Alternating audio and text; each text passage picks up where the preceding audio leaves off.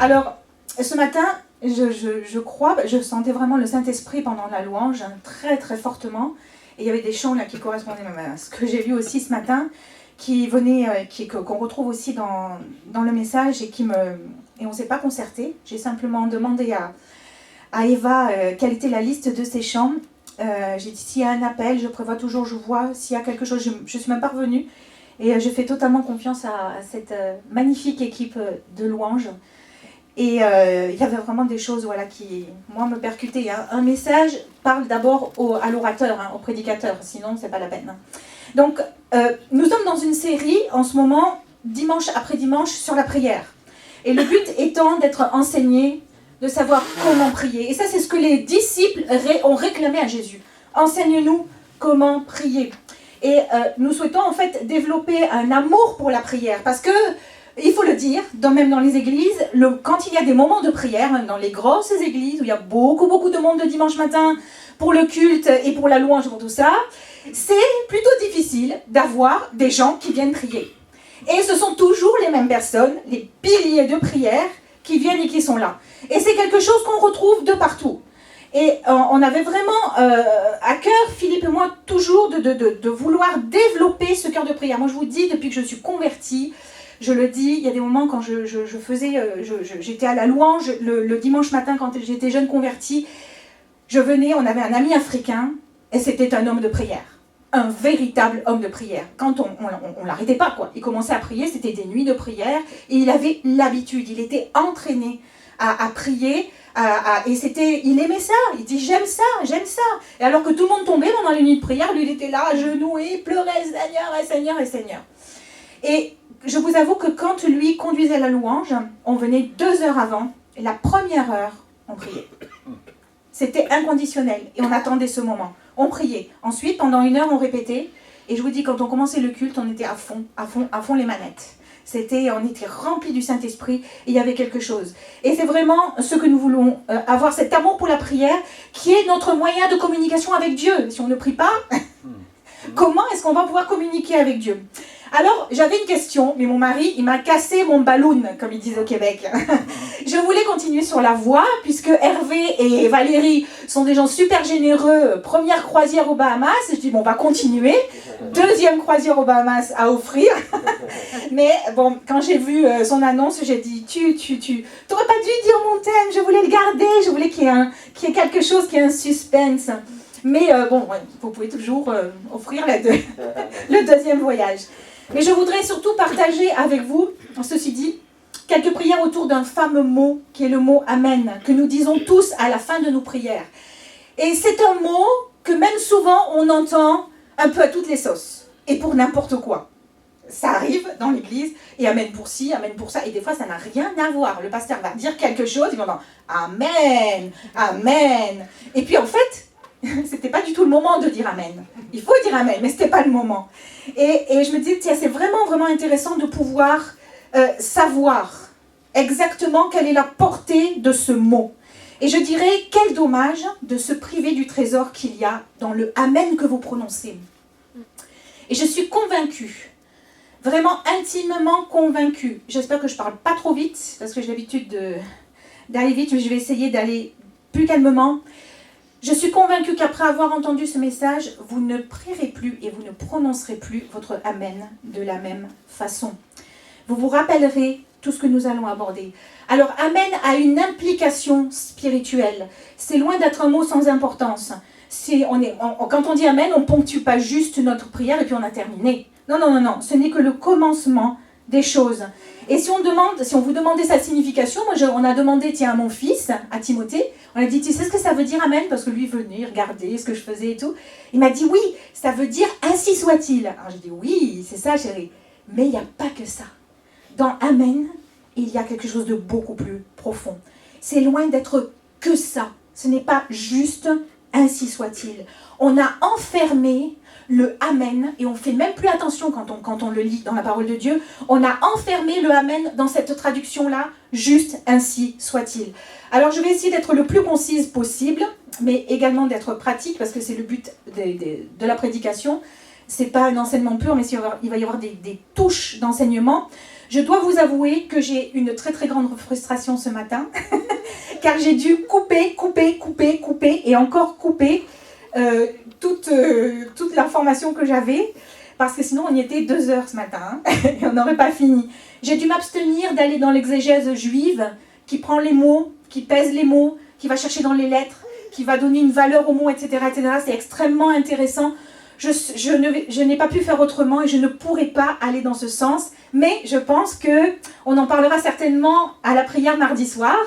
Voilà, donc je mets le lot à la bouche, parce qu'il y a tellement de choses encore plus extraordinaires. Donc j'ai dû m'abstenir de ça, et il a fallu que je fasse des choix. Donc quoi qu'il en soit, il y a tellement de richesses, mais j'ai dû couper, vous me pardonnerez, et ça sera certainement pour d'autres circonstances. Alors c'est un verset de l'apôtre Paul dans 2 Corinthiens 1, 18, 21, si vous voulez prendre vos Bibles et lire. De toute façon, je vais le lire, mais c'est vrai que c'est bien de toujours avoir sa Bible. 2 Corinthiens 1, 18, 21. Ce passage a accroché vraiment mon attention au départ et m'a conduite ensuite dans des choses vraiment puissantes et intéressantes. Et je vous invite à faire la lecture immédiatement. Donc 2 Corinthiens, chapitre 1, versets 18 à 21. Alors j'ai noté... Aussi vrai que Dieu est fidèle, la parole que nous vous avons adressée n'a pas été oui et non. Car pour ce qui concerne toutes les promesses de Dieu, c'est en lui qu'est le oui. C'est pourquoi encore l'amen par lui est prononcé par nous à la gloire de Dieu. Et celui qui nous a fermis avec vous en Christ et qui nous a oints, c'est Dieu, lequel nous a aussi marqués d'un sceau et a mis dans nos cœurs les arts de l'esprit. Alors, ce verset va me servir un petit peu comme tremplin. Je ne vais pas décortiquer le verset et en faire, c'est pas le but aujourd'hui. En lisant ce passage, en fait, il m'a toujours accroché parce que il y a ce mot amen, très énigmatique, qui retenait mon attention. Et je me disais, mais pourquoi qu'est-ce que Paul veut dire quand il nous dit que toutes les promesses de Dieu, donc c'est lui, c'est en lui, pour ses promesses qui est le oui, c'est pourquoi encore l'amen par lui est prononcé par nous à la gloire de Dieu. C'est vraiment drôle. C'est pas évident à comprendre. Mais comme vous le savez, Paul est le théologien par excellence du Nouveau Testament. Hein. Il a quand même écrit beaucoup de livres dans le Nouveau Testament. Et lorsqu'il parle, ces mots sont pesés, ils sont réfléchis. Et il y a d'autres endroits que celui-ci où Paul utilise le mot amen. Comme dans l'Ancien Testament, quand il l'utilise, il l'emploie pour bénir, pour rendre gloire à Dieu, pour le louer. Il termine également certaines de ses lettres avec le mot amen. En fait, il fait ça pour récapituler tous les thèmes et principaux qu'il a eu dans ses lettres et pour accorder du crédit et pour appuyer son enseignement et dire qu'il en soit ainsi. Là, on est d'accord. Mais saviez-vous que dans le dictionnaire d'hébreu, alors ça c'est mon dictionnaire, j'aime mon livre, mon dictionnaire, j'ai toujours à côté de moi, on trouve la définition du mot amen, on trouve ceci pour la définition du mot amen. Élevé, solide, stable, confiant, ferme, fiable et vrai. Et les rabbins traduisent souvent le mot amen par « c'est vrai, Dieu est d'accord, et nous aussi ». Et c'est d'ailleurs la façon dont Paul utilise ce mot amen dans ses lettres, surtout quand il a attrait à la bénédiction. Alors on aurait tort de croire que le amen n'est cantonné qu'à la prière, et qu'on ne voit ce mot amen que pour la prière, et qu'il est juste relégué à la prière, absolument pas. Dans l'Ancien Testament, l'amen est une réponse, c'est une réponse manifestant l'accord du peuple lorsque Dieu déclare des bénédictions ou des malédictions. Par exemple, dans le Deutéronome au chapitre 27, verset 16, écoutez bien ce qu'il est dit. Il est dit « Maudit soit l'homme qui déshonore son père ou sa mère ». C'est fort, hein? Et tout le peuple dira « Amen ». C'est ce qu'on leur dit. « Maudit soit l'homme qui déshonore son père ou sa mère » et le peuple dira « Amen ». Ça veut dire, quand on dit « Amen » à ça, je suis d'accord avec ce que tu dis. Amen, nous sommes d'accord. Le peuple disait à Dieu, tu as décrété ça, nous sommes d'accord avec ce qui vient d'être proclamé. Et par ailleurs, dans le livre du prophète Jérémie 11,5, Dieu dit aussi autre chose. Ça, c'était pour une malédiction, un exemple. Il dit, et j'accomplirai le serment que j'ai fait à vos pères, de leur donner un pays où coule le lait et le miel, comme vous le voyez aujourd'hui. Et Jérémie, le prophète, crie, et je répondis, Amen, Éternel. Amen, ta parole, parce que ta parole est sûre, ta parole est fiable, tu accompliras ce que tu as promis. Il y a une autre déclinaison de la racine hébraïque aussi du mot Amen, qui ramène à la loyauté, à la foi, à la constance. C'est d'ailleurs ce que l'on retrouve dans le verset d'Habacuc 2,4 que vous connaissez, mon juste, ou le juste, vivra par la foi. Mais il y a une autre traduction qui dit, mon juste, le juste vivra par sa constance. Et devinez ce qu'est le mot foi ou le mot constance, c'est le mot Amen. Le juste vivra par son Amen. Qu'est-ce que cela signifie, le juste vivra par son Amen? Qu'il vivra par sa constance, par sa foi, par sa loyauté, par sa fidélité. Il vivra par son Amen à la volonté de Dieu pour sa vie. Il vivra par son Amen à la volonté de Dieu pour sa vie. Lorsque nous avons donné, nous, ici, notre vie à Dieu, nous lui avons dit quoi? Amen. Nous avons dit Amen, oui. Nous sommes d'accord. Nous avons été d'accord pour que Jésus soit quoi? Notre Sauveur, notre Seigneur, notre Dieu. Et nous disons donc Amen à toutes ses promesses. Amen à ce qu'il nous dit dans sa parole. Amen à sa fidélité. Amen à sa souveraineté. Nous disons Amen pour suivre ses préceptes, pour être en accord, pour garder ses commandements. Seigneur, prends ma vie, elle t'appartient. C'est ça que nous avons dit. Amen. Je suis d'accord pour toutes ces choses. Quand on dit Seigneur, je te donne ma vie, c'est pas juste je te donne ma vie émotionnellement. C'est que ma parole va être fiable. Ma parole va être Amen. Je vais te suivre quoi qu'il en coûte. Jusqu'au bout. Jusqu'au bout. Et ce mot Amen qui résonne dans nos cœurs est le signe que nous acceptons. Mais il y a aussi une autre déclinaison du mot en hébreu qui est tutelle. Amen a donné aussi le mot tutelle, le mot éducation. Quand on prononce ce mot Amen, on est d'accord de nous mettre sous la tutelle de Dieu. Est-ce qu'on réfléchit à ça? On est d'accord pour que Dieu nous éduque. On est d'accord pour que Dieu nous enseigne. On est d'accord pour être ses disciples. Et être ses disciples, c'est d'accepter son enseignement. C'est d'être éduqué par son esprit. Et là, je suis obligée de dire un peu d'hébreu. En hébreu, c'est toujours le mot Amen que l'on retrouve pour la tutelle. Et on retrouve cette racine, Emna, ça a donné le mot Emna pour tutelle, qui est, quand on l'écrit, on retrouve les 3 lettres de Amen et on ajoute juste le He. Je vous donne juste un petit, je peux pas m'en empêcher. Le He à la fin pour faire Emna. Et le He est le symbole de l'esprit. Le souffle de l'esprit. Quand on symbolise l'esprit, la Ruach Kodesh, le Saint-Esprit, donc le Saint-Esprit, c'est ça, c'est le souffle, avec le He. Donc ça veut dire que quand on se met sous la tutelle de Dieu, avec le souffle de l'esprit, l'esprit nous enseignera toutes choses. Vous comprenez les paroles de Jésus? Tout est écrit. Je voudrais aller plus loin. Je vous dis encore dans l'hébreu, parce qu'il y a des choses, c'est extraordinaire. C'est une langue inspirée. C'est inscrit dans la parole. Tout est inscrit. C'est pour ça que Jésus est la parole. Ce n'est pas juste des paroles comme nous, on a l'habitude juste de lire des phrases, une ponctuation. Non. Elle est vivante. Il y a une empreinte de Dieu à l'intérieur. Emna, la tutelle de Dieu, avec le souffle de l'esprit. Enseigne-nous ta parole. Enseigne-nous comment prier. Prier par l'esprit. Enseigne-nous, Seigneur, comment prier selon ta volonté. Et enfin, je voudrais terminer juste ce petit regard sur le Amen, sur certaines significations et dans quelles circonstances il est utilisé dans l'Ancien Testament. Mais une des dernières choses, et c'est important, c'est qu'il sert à élever et à exalter Dieu. Le psaume 106, 48 par exemple dit « Béni soit le Dieu d'Israël d'éternité en éternité, et que tout le monde dise Amen. » C'est pour ça que la signification du mot Amen dans l'Ancien Testament, et nous l'avons encore juste effleuré du doigt, toutes ces significations, ces teintes, parce que l'hébreu, c'est ça, l'hébreu c'est comme une fleur. Et tous les mots ont des significations, des couleurs différentes. Et c'est très dur des fois pour le traducteur de pouvoir juste donner un mot pour l'équivalent. C'est pas possible. Et c'est très difficile. C'est pour ça que c'est important d'aller chercher ce que ça signifie. Et donc, on va retrouver toutes ces significations du mot Amen dans le Nouveau Testament, bien entendu. Hein. Il y a une unité, il n'est pas bien différent, excepté concernant la malédiction.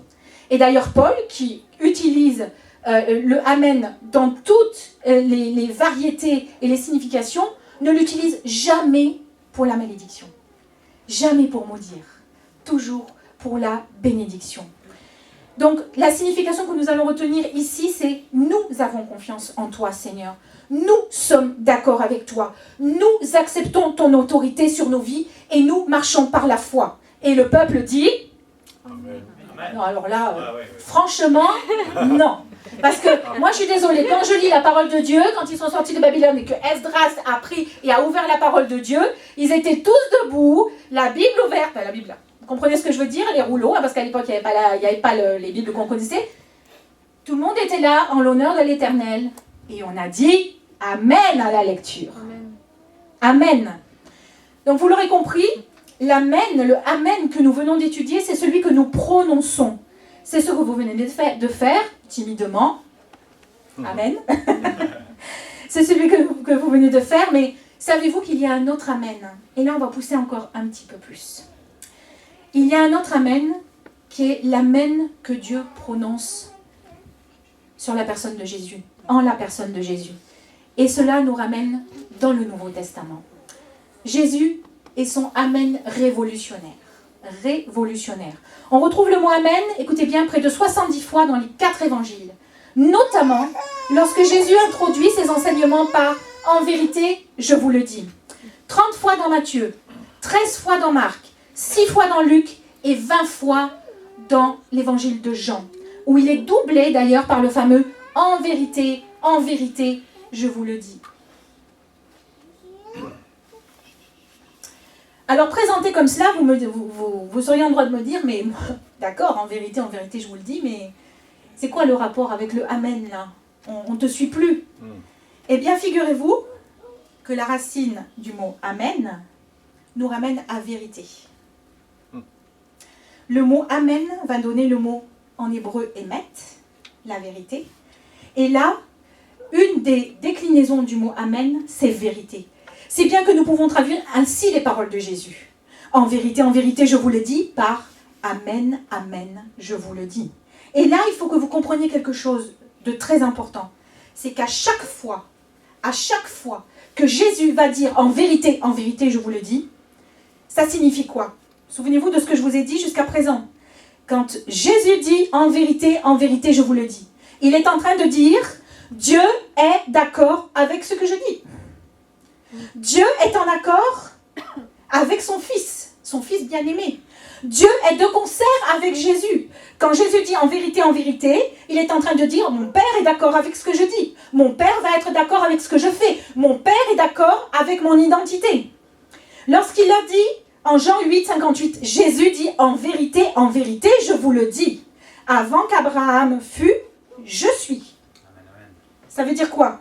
Qu'il proclame ici même. Il ne dit pas je suis le Christ, il est en train de proclamer ici même. Avant qu'Abraham ne fût, je suis. Le je suis, c'est le même mot que lorsque Moïse se trouve au moment du buisson ardent et qu'il va y avoir tout cet entretien avec Dieu, qui va dire mais quel nom est-ce que je vais pouvoir donner quand on me dira qui tu es? Je suis. Je suis celui qui est. On n'a même pas à discuter, je suis. Point final. Je suis le Dieu. Et là, ça va très loin, je ne vais pas encore rentrer là-dedans, mais Jésus est en train de proclamer ici sa divinité. Il est en train de dire, quand il dit en vérité, je vous le dis, Dieu est d'accord en fait avec ce que Jésus accomplit. Il est d'accord avec ce qu'il proclame, avec ce qu'il enseigne, et mieux encore, Jésus est d'accord avec ce que Dieu son Père lui demande de faire.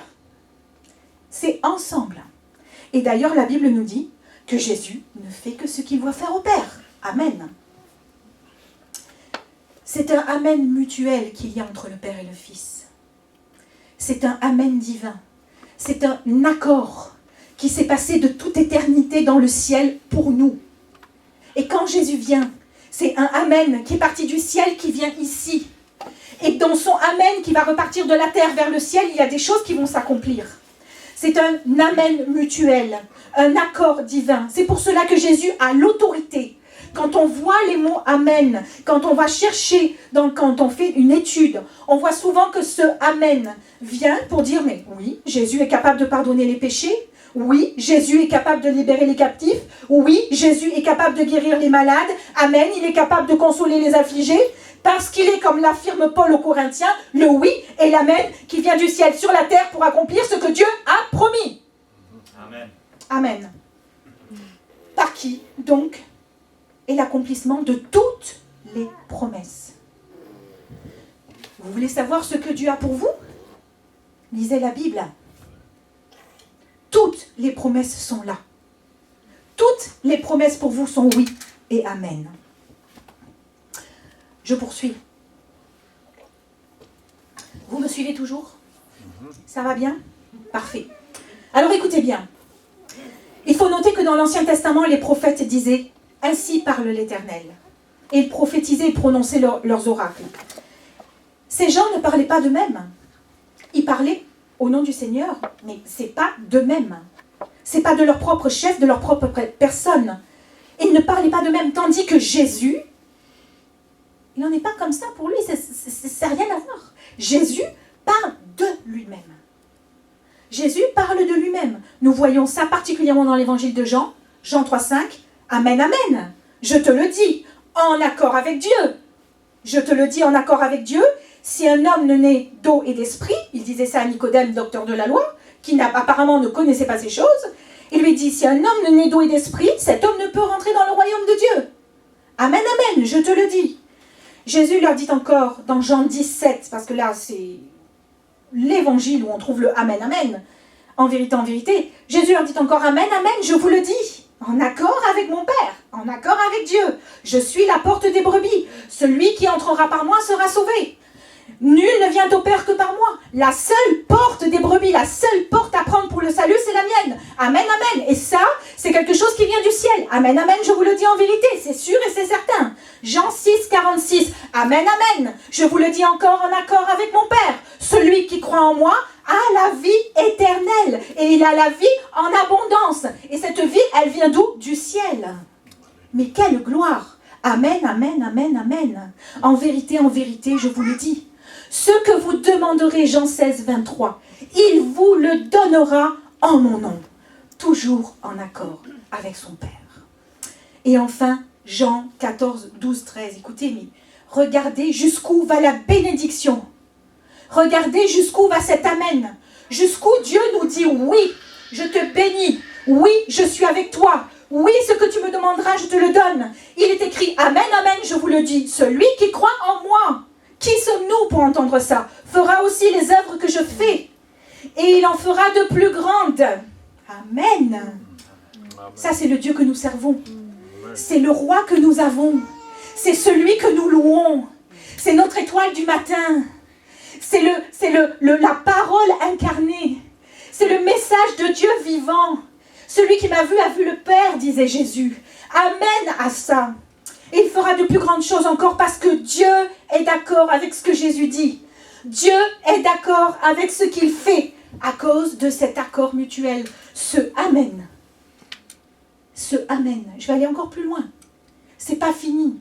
Il y a une puissance dans ce Amen. Si je devais résumer la personne de Jésus, je dirais ceci. Il est l'Amen de Dieu, en ce qu'il est la manifestation et l'incarnation de sa volonté sur cette terre. Et nous, on nous dit comment? Enseigne-nous comment prier, que ta volonté soit faite sur la terre comme au ciel. Ah! Mais elle est faite sur la terre à cause de Jésus. Amen. Il est le Amen qui nous permet que nos prières, elles dépassent le plafond. Que nos prières, elles ne restent pas là. Que nos prières, elles aient une puissance. Que nos prières, elles aient eu un répondant. Et le répondant, il vient du ciel. Ta prière, ton répondant, il vient du ciel. Il ne vient pas de n'importe où. C'est pas juste, tu as fait monter quelque chose. Non. Il y a une réponse du ciel. Amen. Alléluia. C'est pourquoi, comme Philippe l'a dit, donc, il est la manifestation de l'incarnation de sa volonté. Car il y a 15 jours, il disait, et ce que Dieu dit, quand il le dit, la chose arrive, elle se manifeste, elle devient matérialité. Ça fait partie des œuvres qui sont préparées d'avance et qui sont là pour que nous les accomplissions, pour que nous les recevions. Amen, dit Jésus. Ayez conscience que c'est juste une portion de toutes les proclamations de Jésus. Juste un aspect. On effleure. On effleure qui il est. On effleure sa mission. On effleure toute la bénédiction qu'il y a à l'intérieur.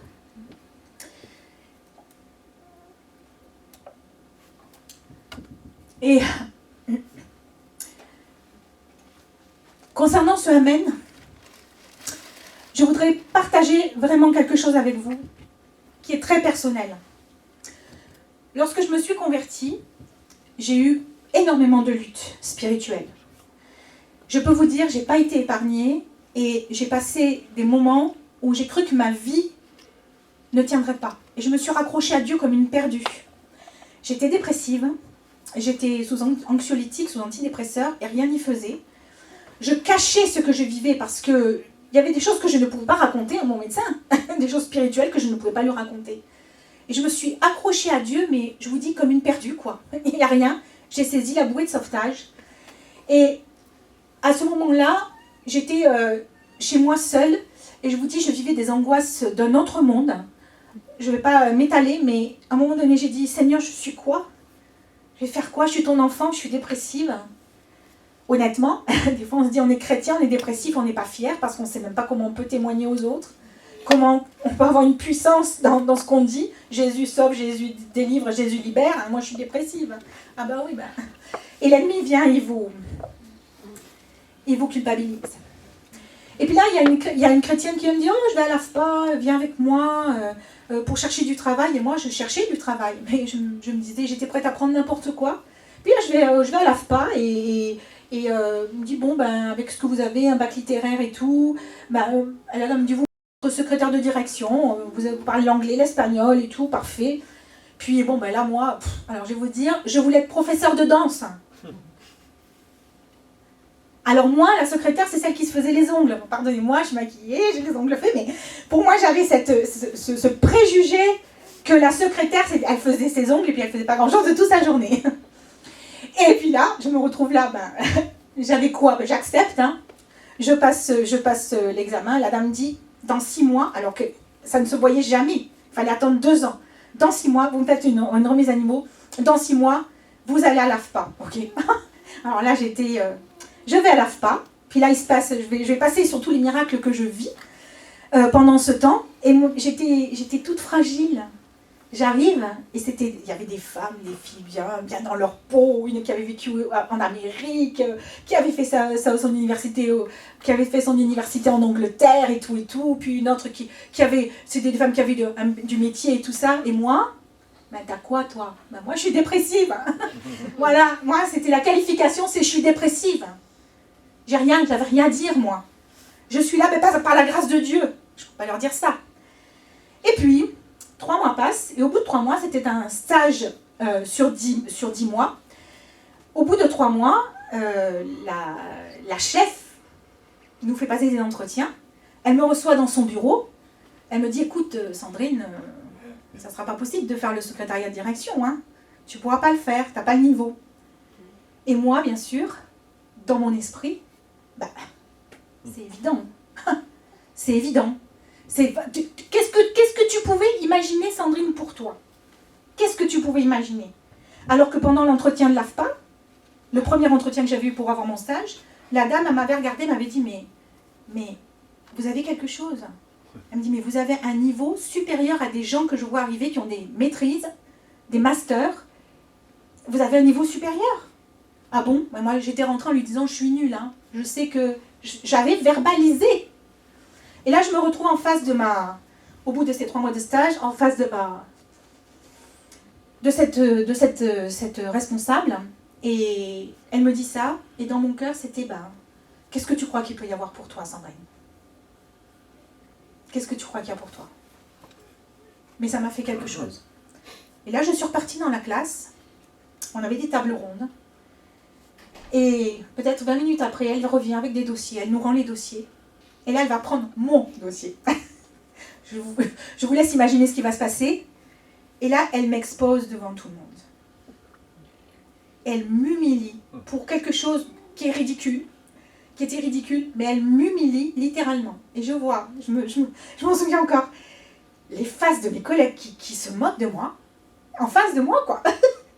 Elle se moque de moi, je dis rien, parce que je ne suis pas quelqu'un là qui va manifester, mais je prends une gifle, mes amis, et là, quand l'heure se termine, je dois prendre le bus, je vais dans les toilettes, et je vous le dis, je ne suis pas une hyper émotionnelle là.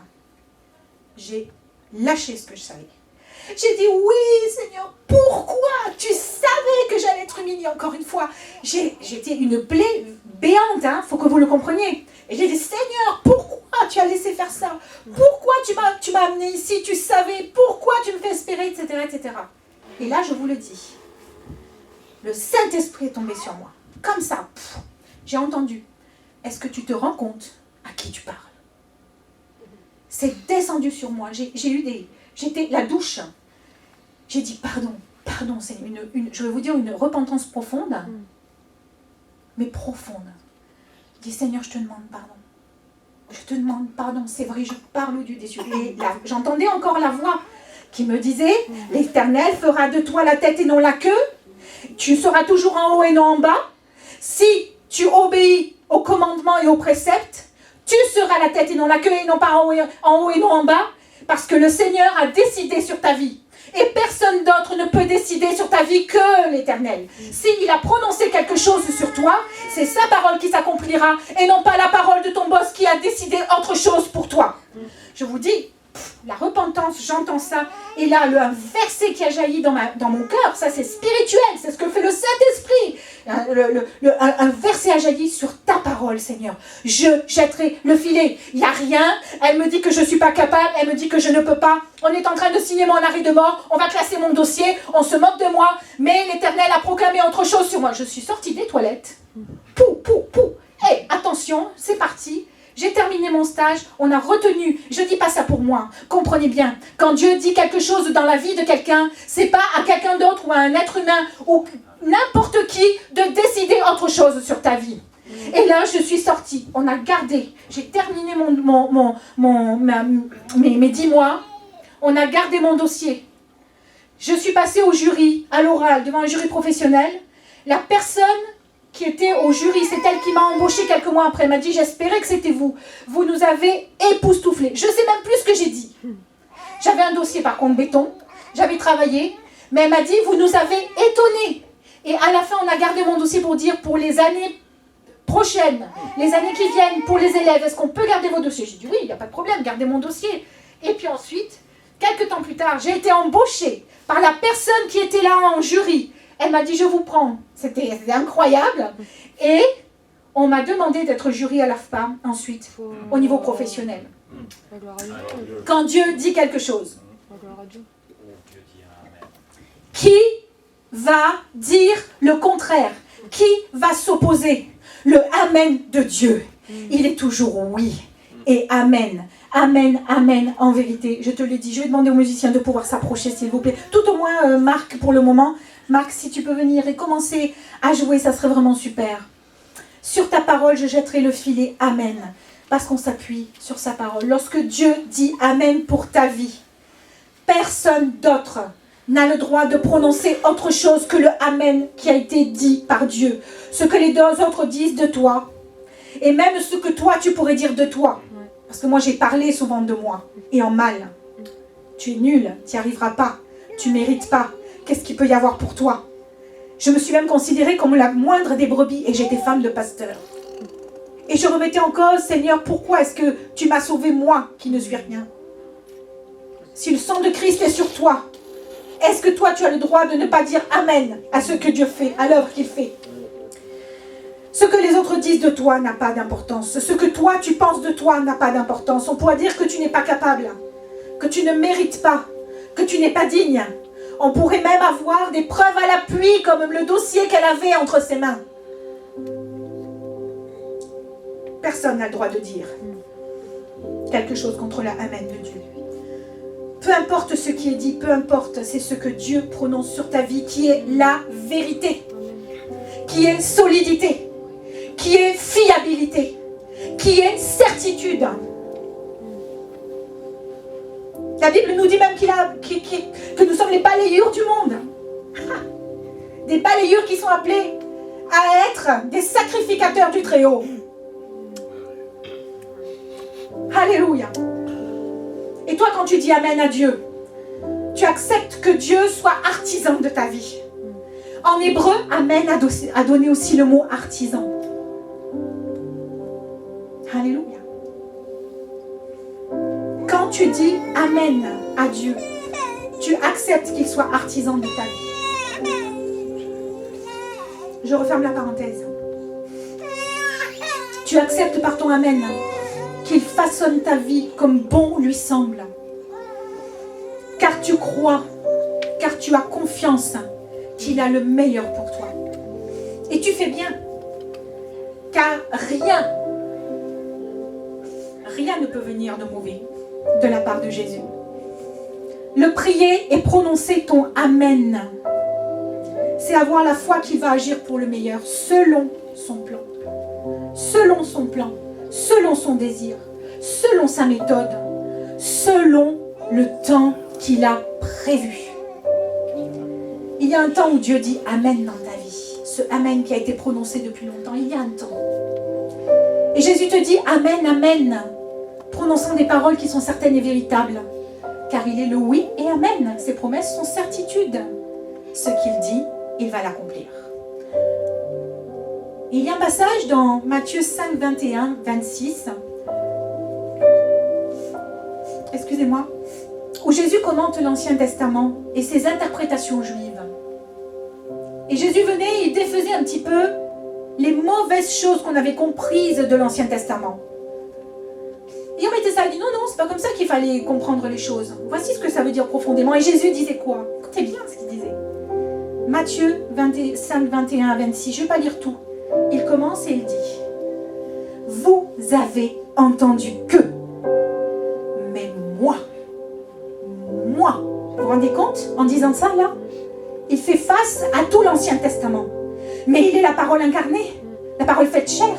Il est capable, lui, qui de mieux que lui pour commenter l'Ancien Testament et dire ce qu'il en est et remettre les pendules à l'heure et les choses comme il le faut et penser comme il le faut.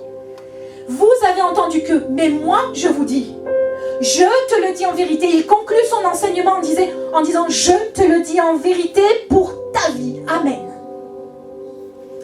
De cette façon, il affirme que son autorité et sa révélation dépassent même la révélation qui avait été faite dans l'Ancien Testament. Jésus, c'est lui qui est la révélation ultime de l'Ancien Testament. Il parfait le tout. Il est l'accomplissement total, la parole incarnée. Tout, il respire la parole. Amen. Et voici pour toi, toi ce matin, toi qui es là, une parole pour ta vie. Tu as entendu que. Et cette parole est à couper l'herbe sous les pieds.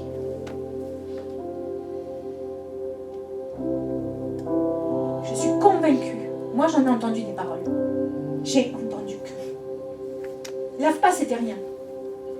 J'ai entendu que. Tu as peut-être entendu que.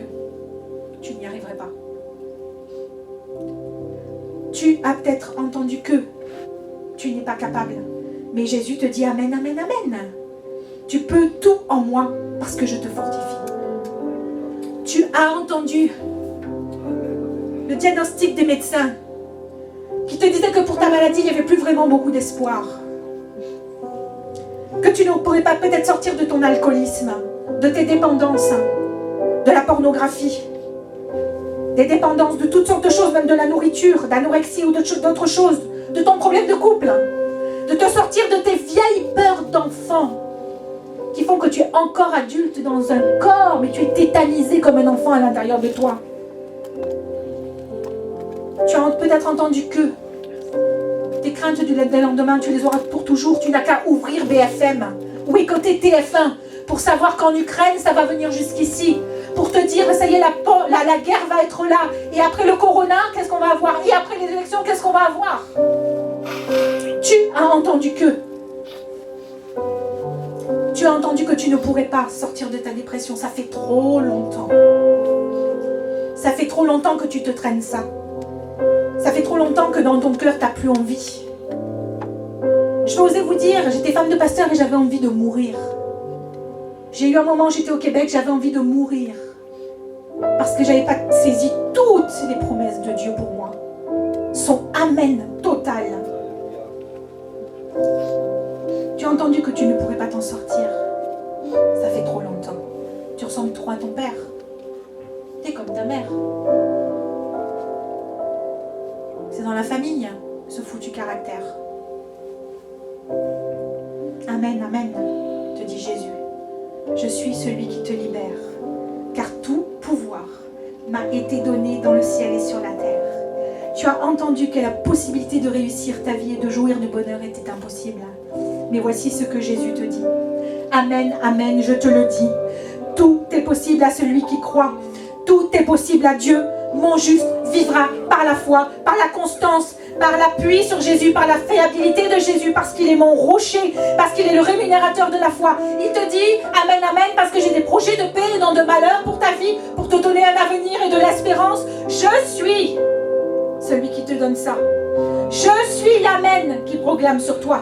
Tu as entendu dans la religion que tu pouvais être sauvé uniquement par les œuvres. Et si tu faisais bien tes petites affaires. Mais Jésus te dit, amen, amen, crois en moi aujourd'hui. Donne-moi ton cœur aujourd'hui et tu seras sauvé, toi et ta famille. C'est par la foi en moi que tu seras sauvé et c'est le don de Dieu. C'est par sa grâce. Tu as entendu que tu n'avais pas de valeur, que tu étais un accident.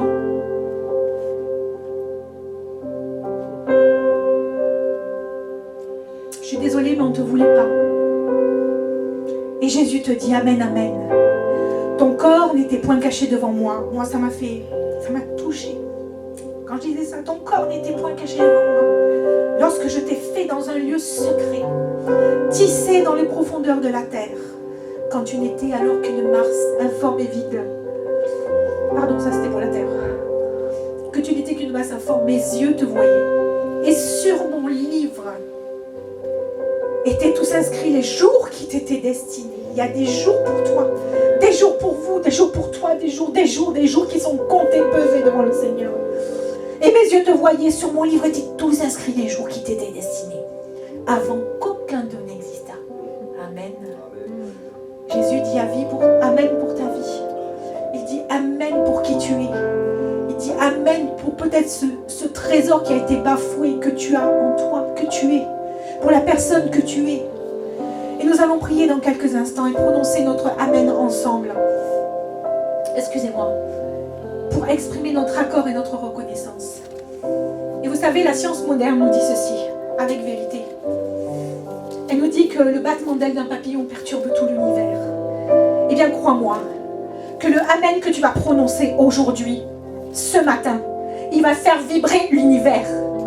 Il va perturber l'univers. Il va faire vibrer le ciel. La Bible nous dit que le amen de Dieu monte jusqu'aux nues. C'est ça qui est écrit. Ta fidélité dans un psaume monte jusqu'aux nues. Et qu'est-ce qui est traduit par fidélité? C'est quoi le mot? Amen. Alors je vais prier que ce matin, le amen qui sera prononcé aujourd'hui par la prière, par notre accord. Dieu est déjà en accord. Il va y avoir une puissance qui va faire vibrer les cieux. Il va y avoir une puissance parce que nous allons la prononcer devant les autorités spirituelles, devant Dieu, devant les anges et devant aussi notre ennemi. Amen. Amen.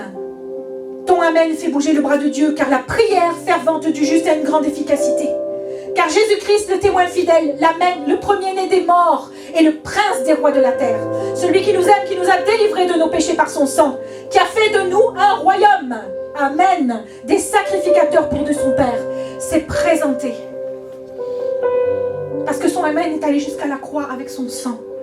Et il est rentré dans le sanctuaire de Dieu. Avec cette coupe, voici mon sang, pour la délivrance de ceux qui ont entendu ma parole, de ceux qui diront amen à mon salut. Et nous sommes de ceux qui avons dit amen à son salut. Il y a un amen. Je termine avec ça.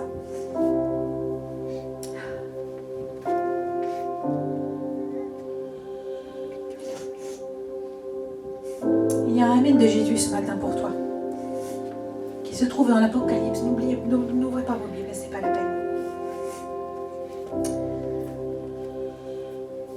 Je vais vous dire, c'est le amen le plus merveilleux. C'est le dernier amen de la parole de Dieu. Ce amen, il est pour nous. Je prie que vous le saisissiez ce matin comme une puissance. Et l'esprit et l'épouse disent viens.